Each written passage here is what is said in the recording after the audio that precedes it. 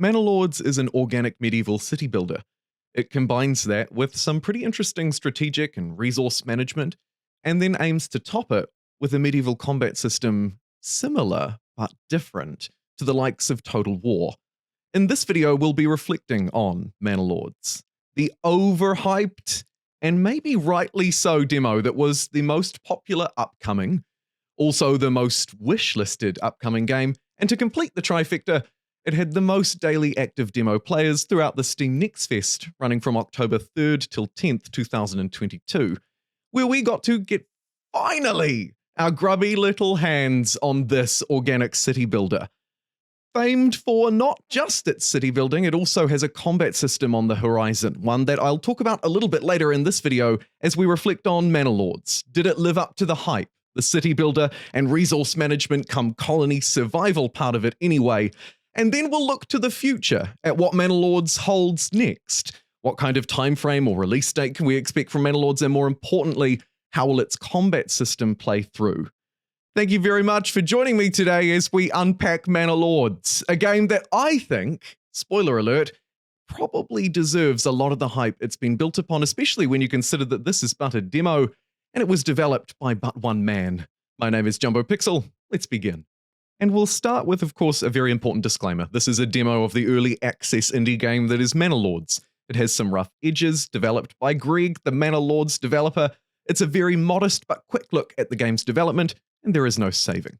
In this video, by the way, I will have some cuts and fast forwards where there are sort of slightly more slower paced or boring bits of gameplay, and that'll decrease as we move through and start to pick things up as we roll in the boys. Here they come, starting to build some of the first buildings and roads in this organic medieval city builder. Now, did Manor Lords live up to the hype? I think it makes sense that we first think about its city building, this that you're seeing play out right now. How did it work in practice? Well, I think I'm probably not alone in acknowledging that the placing of these roads and buildings, and really the core structure of Manor Lords, the populations, how they move around and network and carry resources, is very good. It's got to be said. Yes, I know it's a demo. We'll put that to one side because that's going to be the same throughout the entire video, but man alive, it was very good. The game essentially thrives itself on you slowly bringing in people and balancing those people and the number of houses that you build against two key resources, firewood and food. Food, of course, we're farming from animals or berries, and then we can move through to farm and harvest our own crops, maybe bake it into some bread or trade with others. We'll talk about that in a little bit too. The city building is essentially the core structure that binds all of this together though, without a reasonable UI for players to engage with, and of course a system that actually works and is fun to use, then everything else falls apart. So it makes sense that we started by being able to play with the organic city builder demo, and of course some of that resource management-y stuff as well, rather than the combat. So with a city building system that is, in my opinion, fun to use, fluid, and really pretty effective, on top of that we had the survival element. Right here you can see I'm moving through into the winter time as I try and plot out some more plots. Maybe a little bit of extra work could be done to smooth that out, but it does do a wonderful job at connecting to the curvatures of the road and the land most of the time. A good system. Layered on top, of course, you have the workers and the populations, those who are living within these houses. God, it must be a cold winter for them too. They've just got enough firewood and food to get them through this first one. I'm sure they'll be fine. On top of that fear of running out, you also have a fear of running out of all of the other resources as well, right? Your tools that you need, for example. Or maybe it's the clothing and the other slightly more luxurious goods that you start to produce and trade that you need in order to upgrade these buildings. At the moment, they're basic homes. Again, bare bones survival in mind. But as we move through and start to farm more interesting resources, wheat, eventually we can move through to produce things from flax, linen, cloth, that kind of thing, luxury garments even. We can start to improve the quality of life of our people and move it from not just a survival, but more into a survive and thrive system. Behind this, there's sort of a technological hierarchy, although it's important to note there is no tech tree. There is a development tree where we can assign development points to increase efficiencies to different parts of our city, but unfortunately we weren't able to test that in the demo, So it's impossible to say how good that is. What we were sort of introduced to, though, was a soft tech hierarchy. And by that, I mean there's no point in building a windmill and having people in it until you've farmed some wheat to process into grain. So there is a level of progression here. It's just not obviously ring fenced. You can build a windmill whenever you like. You can assign people to it whenever you like. But until you get people like this out in the fields producing some grain for it, it'll be entirely useless.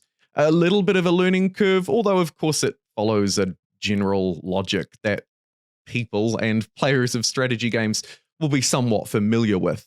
It was relatively easy as well to handle in the demo. As you can see, this tab here is the largest tab, and really, you could argue there are only really 6 different types of thing here. 3 of them are all market stands and function basically the same. Which brings me to my final point around the city building and survival elements of this wonderful game that I'd like to remind you, think is pretty dang good and certainly deserving of its hype. Some criticisms here. Firstly, I think that we need some more settings to actually be able to fully understand how this will play out. I'm confident enough that the city building and survival are both great, but obviously we're going to need more. There were buildings that weren't yet ready. One system, for example, that was left out was the raw resource extraction industry, the one that I'm building out to at the moment. Things like stone and iron and those sorts of things, largely useless in this demo, aside from maybe trade or if you just like to stockpile them. So really not a lot of purpose with them. We need to see that play out more. One weakness of the demo. The second is probably that it's somewhat of a limited capacity mode overall. It's difficult to judge how even these city elements will play out in the later game. For example, when I start to get really big, when we move through, maybe we're starting to use iron a bit more, we've upgraded our houses to level 3, they've got gardens out the back and chickens and livestock, and we've moved through the tech tree, for lack of a better word, a little bit further. How will the game hold up? Not just performance-wise, but also logistically. I think about a game like Cities Skylines, which can become much more difficult to play. The traffic system, perhaps not the best. It's not just a natural difficulty curve that's making it harder, but potentially also some limitations of the game itself.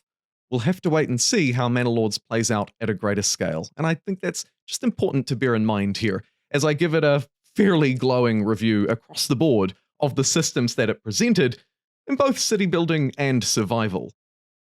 Which brings us nicely into talking about the second element of Manor Lords, and that's sort of the world that it lives within. Again, here I'll talk about the things that I think it did really well, and the sort of ugly or unknowns. Firstly, seasonality is the big, obvious elephant in the room, and it's a £7,000 one at that. The game is, of course, broken into our 4 earthly seasons, and they behave just as you would expect. The game, in fact, prides itself on being more of a realistic simulation of medieval life, rather than leading into some of those classic tropes. And I think, for what it's worth, it does a pretty good job at doing that. The windmill even has a nice little efficiency number on it.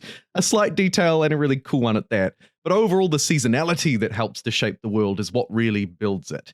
Of course, it affects everything from our farms here and crop growth. When I'm assigning populations to work the fields, to sow and plant the crops, if I don't do it in time, they starve, perish, and we lose. So there's quite an importance on how this game builds that world, and I think it does a very good job. There's information down the bottom right at any time to learn about the seasons and what you may want to do just above those speed sliders down there. Secondly, of course, it's all about supplies for the winter. Like I mentioned at the start, it's that firewood that we need to source, carry, and store as well. Storage, another important thing. It's about rotating our crops here to find more fertile land or rotate them through to ensure that we don't completely burn through the nutrients in the soil. It's detailed overlays for each of these individual things, as well as water and even smell. And I'm sure we'll see more as we unlock more systems of the game when it fully releases. On top of this, though, we have another layer to the world, a regional system. And this actually qualifies as one of the unknowns. Because while the regional system is in the game, if you zoom out, you'll see your region or territory among sort of roughly 10 others. You are one lord of one territory, living under a king, of course. I mean, it's Manor Lords, for crying out loud. Come on, people. Keep up. Uh, and as a lord of your one territory, using the combat system that we'll talk about in a little bit, of course, the idea is that you'll spread out and capture more of the land, take more territories, have more people under your control to grow that economy even further. Because if we're not pursuing economic growth, why are we here after all? There's also that development tree that I mentioned earlier, where you use the development points from leveling up a village to increase its yield or unlock different efficiencies. The regional system, though, we couldn't really play with in the demo, at least not very much. Moreover, the thing that was really missing was the political overlay that sits on top of it. The other lords. Who are they? How do we interact with them? We know from some developer diaries and first looks that there'll be some at least limited diplomatic interactions with the other lords. Wow, it really opens up the possibilities, actually, on just how that system could unfold now that I run through it in my mind. But at the moment, as I referred earlier, we have to treat it largely as an unknown. Although it's important to note that the territory system does play out a little bit here with our trading post. Traveling merchants move between the territories in the game. You will have seen one earlier if you're an eagle-eyed viewer. And as they move through, we can also assign workers to this building, but more importantly, trade routes. Import, export, or both for any good or resource in the game. Whether it's a primary resource that we cut down or mined, like timber or iron, or moving through to a secondary or tertiary one, something that we've put a little bit more labor into. Here's looking at you, sliced bread. Any one of those things can be traded on the open market, netting us gold that we'll use to ultimately pay taxes to the king, our lord, if you will. But of course, also gold is the currency of trade, and we can trade to pick up goods and resources that we don't necessarily have in our own lands. For example, flax fertility and barley fertility was pretty low. I could instead opt to just farm emmer. Emmer, hardly know it, wheat, and then use that to sell on the open market, or use a windmill and a communal oven to turn it into bread and then sell that instead. Either way, we could ultimately take that economic route, and Manor Lords allows us to do that through its trade system domestically. And then outside of our territory, there's a more sort of international, for lack of a better word, trade system as well, where those goods and services are being transmitted around to make us that sweet cash money. It's a very interesting system that helps to build this world. There it is, just in the nick of time. I was hoping that clip was going to come through so I didn't have to fix it in post, and it did. Now, let's move through to talking about the sort of final chunk of Manor Lords. We've talked about city building and survival. We've talked about the world and the natural resources within it. Now let's talk about the combat system. More accurately here, we're talking about the unknowns. Yes, I do believe Manor Lords has lived up to the hype thanks to all the things I've just addressed, but there's a lot that we don't yet know. The ugly, the unknown. It starts with the combat system. As I showed you at the start, Manor Lords does, of course, have a very interesting combat system. It looks to mimic something like Total War in that we'll have armies. These armies can be, I believe, of 3 different types, sort of basic peasants, through to the slightly more better equipped, trained peasants using buildings and resources, of course, that we're farming and producing, and then finally some hired mercenaries where gold will come into play. With those 3 categories in mind, we then move into specific unit types, of course, melee versus range, that kind of thing. And then all of those play out on a battlefield. A battlefield, as I say, like the Total War franchise. You'll have others, personally, probably, that you can relate it to as well. And like a lot of things in Manor Lords here, there is much more than meets the eye. The game delivers a lot more than just combat. Here you can see where they're talking about it. They note a couple of small examples. Your soldiers will also be needed to crush rebellions or suppress banditry. There's 2 different mechanics in of themselves. The first, I would say, the rebellions is likely to relate to that peasantry appeasal, or that's absolutely not what it's called and not what it should be called. Approval. The approval rating. I'm sure it's related to that. And then secondly, suppressing the banditry. So we could see some form of roaming neutral enemy units outside of those that are controlled by other lords. Makes a lot of sense. They go on to say that at other times we'll need to lead our men into battle to conquer or defend our own territory. As I mentioned earlier, there's that territory system playing out on top, and we can perhaps maybe even hire some mercenaries to bring in as well. Moreover, of course, combat is always associated with diplomacy as well, and we learn a little bit more about how the diplomatic system may play out through communication to other lords, threats, and influence. Influence yield was in the demo version, although again we couldn't really relate to it. That's why it sits as an unknown. Yes, it will have this system, but how detailed will it be, I wonder? Considering it's already got such a wonderfully detailed city building system. And it seems to have a pretty good development, trade, international territory, for lack of a better word, system. Can it also place a really neat medieval warfare and diplomatic system on top? You know, I would put my money on that it probably can.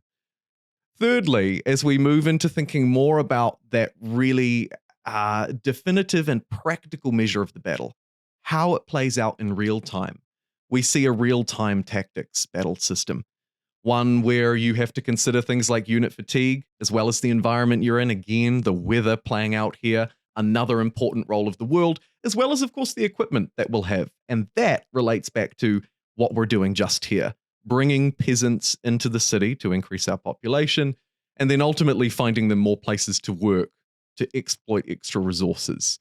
They go on to note, I would make a specific point. I say they, I could just be literally referring to the single developer of this game. More on that in a minute. We also note that armies will be able to defeat those who are larger than them if they're commanded well, bringing in that real-time tactics thing again, from unit deployments to formations to who's going where and who's fighting who. It looks like we'll have a lot of control and detail, just like we do in the other systems within this game. Finally, it's important to note, of course, that people are a resource as well, right? Just as you assign them here as workers, and their individual roles as workers really matter, so too do people lost on the battlefield. Lose a soldier, lose a civilian, lose a worker, maybe the crops fail as well. All of the systems, therefore, seem to really interrelate well. However, I do ultimately obviously have to place the combat system as an unknown, because we just don't yet know how well it will play out, and more importantly, how it will sit on top of the city building system that has been handcrafted to a wonderful detail, right? Will the two systems sit well together, or will players find one brings friction against or within the other? It could go either way, but for what it's worth, let's move through to the conclusions and bring this all together. So, Manor Lords, you presented us with a city building and survival simulation that has been a resounding and overwhelming success. I asked you to rate it on the channel page, and nearly half of the respondents gave it a 5 out of 5. That's much more positive than we would normally rate something. We'd usually average around the 3 stars, maybe the 4. Go figure. Moreover, the reviews have been very good. My personal experience, and yours too from the comments, has been great as well. So I think across the board, the community has generally perceived this to be very popular and well received. You will have noted from the start of the video, it was the most played, the most wishlisted, and I reckon the rewards and awards, I should say, for Manor Lords will continue to roll in. The question then becomes when and how. Let's think about when first. Manor Lords does not yet have a release date on Steam. Somebody can timecard stamp this for the people who will comment and ask. It doesn't have one yet. We've been able to play the demo, and some people have been lucky enough to alpha test the game for quite some time, but we don't know when it's coming. However, maybe, if we were theory crafting a bit, we might like to at least hope for an early access version first where we could play with some of these systems and not the others. And then to bring us back to the start or the top of the video, did Manor Lords live up to the hype? Acknowledging, of course, that we were playing a city building demo, one without save files, one developed largely by a single man. Shout out to you, Greg, you've done a fantastic job. Really and seriously, you have. I think that Manor Lords does live up to its hype. Every system is thought about, but not overcomplicated. Yes, there are gaps to fill, like combat systems, maybe more overlays to more easily distinguish buildings apart, and some worker jobs and automatic assigning needs a little bit of fine-tuning, but I think that Manor Lords is deserving of the hype, and I can assure you, cross my heart, that it'll be one that I'll be following very closely moving forward. Thank you very much for watching. I'll see you next time.